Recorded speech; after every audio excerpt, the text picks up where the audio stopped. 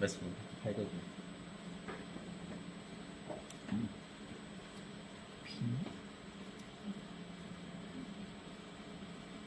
开始。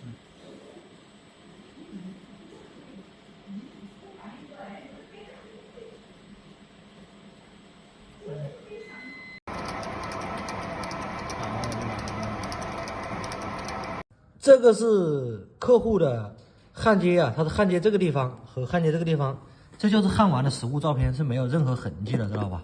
它是激光透过这一层白色的，然后把这个黑色的P66和白色的焊在一起，这个也是的，这都是焊完的实物照片，你看不出来的，它都是激光这样垂直打下去。